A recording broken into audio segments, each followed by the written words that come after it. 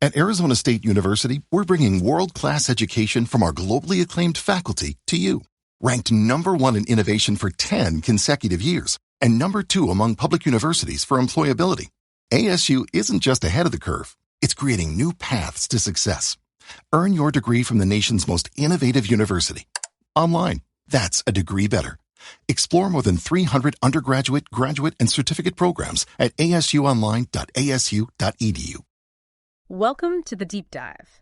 Today, we're tackling something absolutely vital in our, increasingly digital world, cybersecurity. Yeah, it feels like it's everywhere now. It really does. And we've got a fantastic resource for this deep dive, an insightful conversation we had with Ángel López.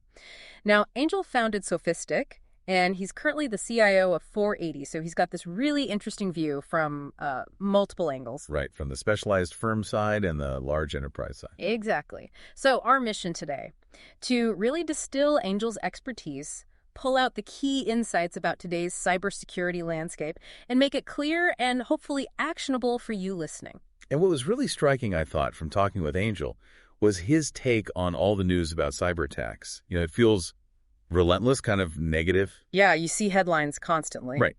But he actually sees a significant upside. All that news, he thinks, is creating much broader awareness. It's not just a boardroom thing anymore.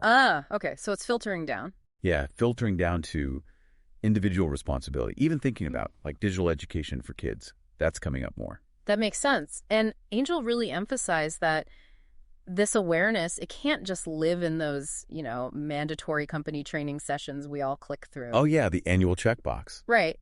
He's saying it needs to actually translate into our everyday online habits, taking those security ideas from work and using them at home, on our phones. It all adds up, he believes. Absolutely. And just to give a bit more context on Ángel, because his background really informs his views, he founded SOFISTIC, a dedicated cybersecurity firm, and now he directs IT for 480, a pretty large enterprise. So that gives him, like you said, that dual perspective. Specialist agility meets big company challenges. And he's involved in stuff internationally, too, right? Events in Panama? Yeah. Seems like he's really engaged with a wider community. Plus, and this is important, he has deep experience in banking and critical infrastructure. Okay, and those sectors have been in the cybersecurity trenches for a long time. Exactly. They've faced sophisticated threats for years. They've invested heavily. So when Ángel talks about security in those areas, he's drawing on, a lot of history and practical knowledge. So how did SOFISTIC start out? Did they always focus on those big sectors? Actually, no. That was one of the interesting bits. They initially focused on really specialized high-end stuff, things like cryptography. Okay, like secure communication, data scrambling. Precisely. And offensive cybersecurity, basically understanding how attackers think and work so you can defend better. But they found that in their local area, Castile and Valencia, the general market wasn't really aware enough of those deep-level risks yet. It was hard to sell those very specialized services. So maybe a bit ahead of their time for the local market. Seems like it. So around 2013, 2014, he said, they made a pretty strategic shift. They pivoted towards banking and critical infrastructure. Because those guys did get the risks. Exactly. They understood the stakes. Yeah. And their international work, like in Panama, apparently helped facilitate that transition too. It shows you need to find the right audience, right? Definitely. It's not enough to just have the expertise. Which kind of leads to this question Ángel brought up. Yeah. Should you be ultra-specialized or focus more on understandable education for everyone? Yeah, that's a balancing act. What was his take? Well, he basically said it depends entirely on who you're talking to. Makes sense, right? Sure. A CISO, a Chief Information Security Officer, they need the deep technical dive, the real nitty-gritty. But other people in the organization, they probably need a solid grasp of the basics more. Tailor the message. Makes perfect sense. Yeah. And speaking of understanding things, SOFISTIC runs a SOC, right? A Security Operations Center. Right, the team watching the screens, basically. Kind of, yeah. Monitoring and responding, and they generate a ton of data from that. Their 2024 Cybersecurity Trends Report, based on all that real-world SOC data, had some really, surprising findings. Oh, like what? Okay, so first, the good news. A significant drop in critical alerts for businesses. Critical alerts. Those are the really bad ones, like leaving the front door unlocked? Pretty much, yeah. The easily exploitable stuff. So fewer of those suggest companies are getting better at patching the really high priority holes. Okay, that sounds positive. What's the twist? You said surprising. The twist is, while critical alerts are down, the report showed a big jump in low and medium severity alerts. Huh. Less critical stuff is increasing. Why would that be? Angel's theory is pretty insightful. He thinks as companies focus hard on fixing those critical issues, the ones found in audits, pen tests, ethical hacking. Right, the urgent stuff gets the attention. Exactly. The less severe vulnerabilities often get pushed down the list. They're on the to-do list, maybe, but not today's to-do list. They end up on the back burner. Ah, okay. So it creates a backlog of smaller problems. Potentially, yeah. Individually, maybe they're minor, like a slightly old piece of software. But lots of small issues together. That could still be a risk. It really highlights the need for consistent cyber hygiene. Cyber hygiene, like the basic good habits, updates, strong passwords, that kind of thing. Exactly. It's not just about the 5 alarm fires. It's the day-to-day maintenance that matters too. Okay. What else was unexpected in the report? Another one was a decline in attacks on weekends and holidays. Really? I would have thought attackers love weekends. Less staff around, maybe? That's the common thinking, yeah. But Angel's hypothesis is that with increased awareness, companies are actually reducing their digital attack surface during off hours. How so? Fewer devices might be active. And maybe, just maybe, some systems are even shut down partly for cost savings on cloud resources or energy. Ah, that makes sense. Fewer things online means fewer targets. Right. And this is important, but Angel cautioned that while the overall number might be down, the attacks that do happen on weekends could be more targeted. Meaning more dangerous. Planned. Potentially, yeah. Suggesting maybe more sophisticated actors who know what they're after. Okay. Interesting nuance there. Anything else on the SOC data? Yeah, one more related point. The report showed a decrease in the total number of alerts their SOC handled. Okay. But an increase in the number of actual cases. Wait, alerts versus cases, what's the difference? A good question. So alerts are the initial flags from the security systems, potential issues. Cases are the alerts that the SOC team has investigated and confirmed are real security incidents needing action. Got it. So fewer alerts, but more cases means? It means the systems are getting better at filtering out the noise, the false positives. So the SOC team sees fewer flags overall, but the ones they do see are more likely to be genuine threats. So better quality alerts, essentially. More efficient detection. Exactly. They can focus on the real problems. Okay, let's talk phishing. We all get those emails, right? Trying to trick us. What did the SOFISTIC data show there? This is another really interesting one. Their data showed that more people are actually opening malicious emails. Oh, that doesn't sound good. Wait for it. But fewer people are actually clicking the links inside. That was down 24%. And even fewer are entering their login details, down 17%. Huh. So opening more, but clicking less. Why? Angel's take is pretty stark, actually. He puts it down to AI. Artificial intelligence. How does that play into phishing? The AI-powered phishing emails are just better, much better written, often highly targeted, personalized. They don't have those classic giveaways, the bad grammar, the weird phrasing. The red flags we're told to look for are disappearing. Exactly. So maybe we're more likely to open something that looks legit, but thankfully it seems some caution remains before people actually click or type in passwords. Right. It's this constant cat and mouse game. Wow. That definitely leads us into the whole role of AI and cybersecurity generally. Angel must have had thoughts on that. Oh, yeah, definitely. He talked about both sides, defense and offense. Okay, let's start with defense. How is AI used there? Well, SOFISTIC apparently started using AI for defense way back in 2017. That seems pretty early. It does, yeah. Yeah. Especially in sectors like banking and critical infrastructure. He said the sheer volume of alerts was just overwhelming human analysts. AI became crucial for spotting patterns, connecting dots that might indicate a bigger attack campaign, not just isolated blips. So helping analysts sift through the noise, essentially. Precisely. He basically said AI is now essential, indispensable on the defensive side. You can't really operate effectively at scale without it anymore. The flip side. The flip side is that attackers have access to AI too, and their capabilities have grown massively. Those convincing phishing emails. That's just one example. AI can help attackers find vulnerabilities, craft malware, automate parts of their attacks. So it's an arms race, basically, AI versus AI. It definitely feels like that sometimes, yeah. It raises huge questions about how defenders stay ahead when the tools for attack are getting so much more powerful and accessible. Continuous innovation is key. Circling back quickly to that weekend attack decrease, You mentioned cloud and cost savings. Did Angel elaborate on the cloud angle? Yeah, he suggested that the rise of cloud computing makes it technically easier for companies to scale down or shut off resources automatically during weekends or off-peak times. Right, you can script that stuff. Spin down servers you don't need. Exactly. And fewer active systems means a smaller attack surface. It's a practical consequence of changing IT infrastructure. But still with that caveat that any attacks that do get through might be more serious. Right. Don't get complacent just because the volume is lower. Okay, so with AI making phishing so much more convincing, how do we detect these things now, if the old clues are gone? That's the million-dollar question, isn't it? Angel really stressed the importance of just robust monitoring across the board.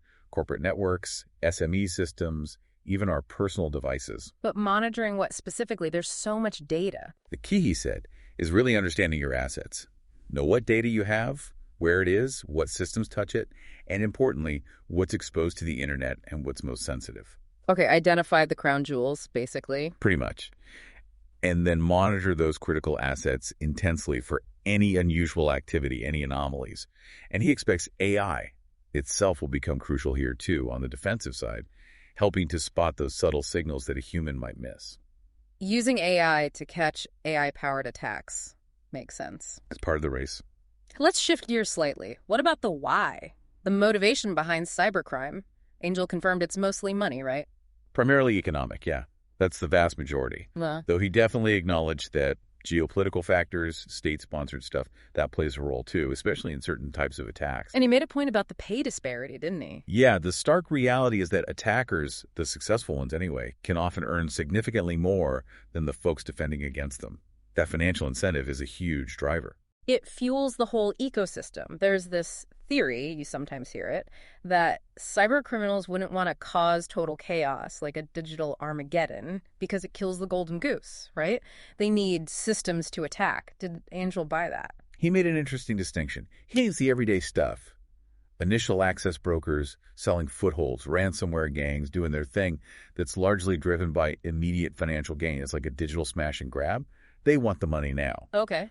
But state-sponsored attacks, that's different. Yeah. They're usually much more targeted. Their goals are strategic, political, not just about a quick payday.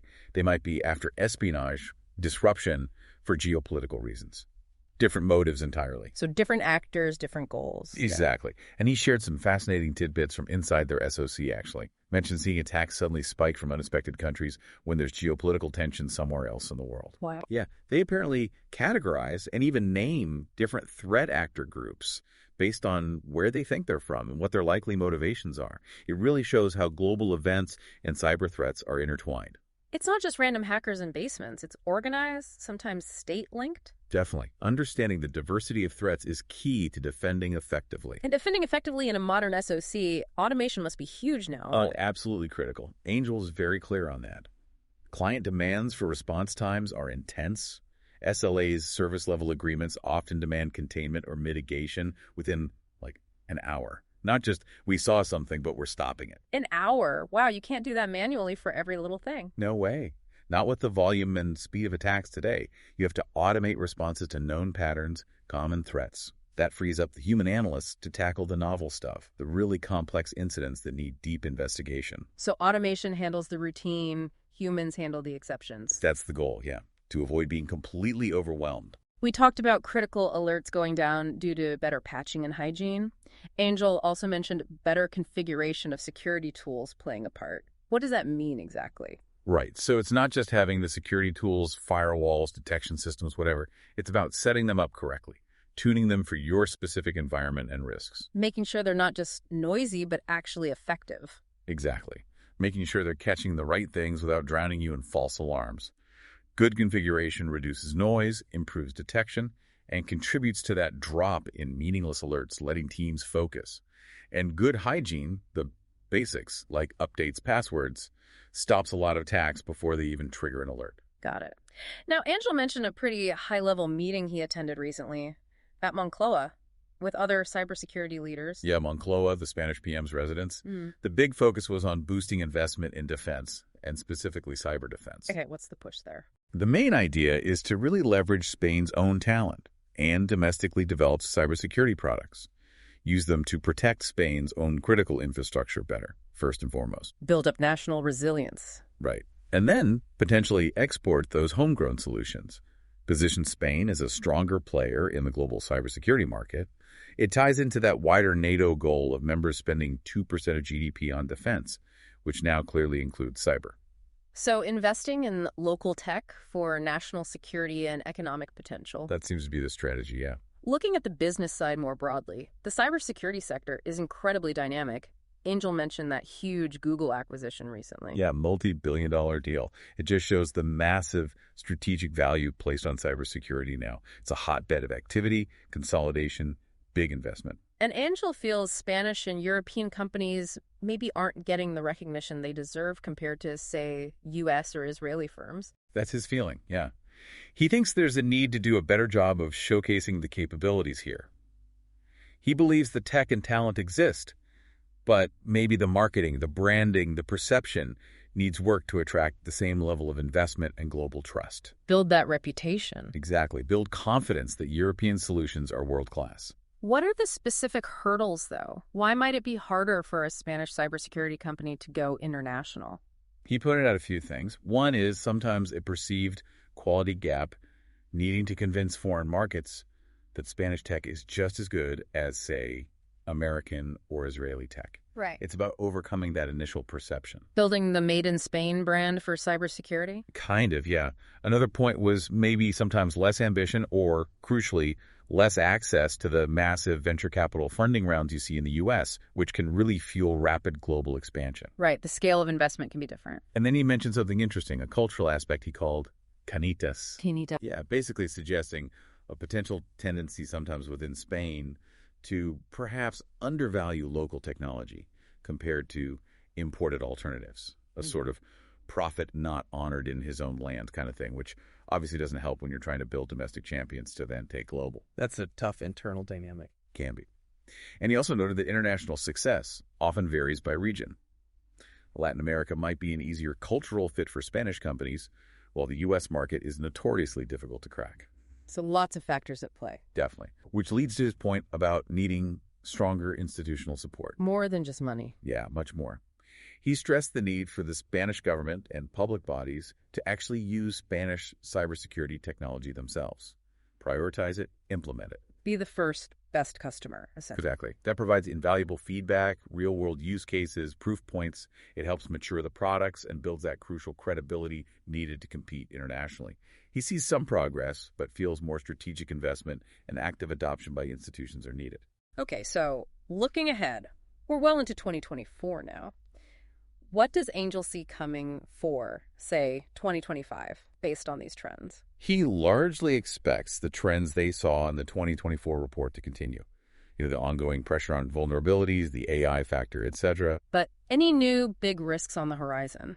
He did flag one major emerging concern: data leakage from employees using generative AI tools like ChatGPT. People copying sensitive company data into AI prompts. Precisely. Without maybe fully understanding the security implications, where that data goes, who sees it, how it's stored by the third-party AI platform. The enthusiasm for using these cool new tools is running ahead of the security awareness potentially. That feels very current, very real, a big risk if not managed. Huge. So balancing that AI adoption excitement with clear policies and education about the risks, it's going to be critical for organizations moving forward. Yep. Don't just let people use these tools without guidance. Okay, so let's try and wrap this up. It feels like we've covered a lot of ground from our conversation with Angel López. We've seen this cybersecurity landscape that's just constantly shifting, right? Attackers getting smarter, using AI. But defenders using AI too, and getting better at the basics like patching critical flaws. Right. Those proactive measures, audits, pen tests seem to be working for the big stuff. But then there's that lingering issue of all the medium and low vulnerabilities piling up. Yeah, that backlog is a real takeaway. And we also got into the business side, the challenges and opportunities for Spanish cybersecurity firms trying to make their mark globally. Absolutely. And maybe an intriguing detail for listeners to chew on from all this. Kind of why? It's that point about the low and medium vulnerabilities. While companies get better at fixing the glaring holes, that sheer volume of smaller weaknesses often ignored. That's a huge attack surface in aggregate, isn't it? It really is. It makes you think what seemingly minor things in our own digital life or our company's setup might actually be a weak link waiting for the right circumstances. Yeah. It's worth pondering. Definitely. And that brings us maybe to the final thought. Angel's insights on AI as this double-edged, sword-boosting defense, but also supercharging attacks. Yeah, the arms race idea again. Right. It leaves you wondering, are we stuck in this perpetual race where tech always outpaces our ability to secure it? Or is there another way? Can a more fundamental shift maybe in awareness, in our basic online behavior, in building security in from the start, can that offer a more sustainable path? That's the big question, isn't it? Technology versus human behavior and strategy. Where does the long-term solution lie? Something to definitely think about as we all navigate this digital world. Thanks for joining us on this deep dive. At Arizona State University, we're bringing world-class education from our globally acclaimed faculty to you. Ranked #1 in innovation for 10 consecutive years and #2 among public universities for employability.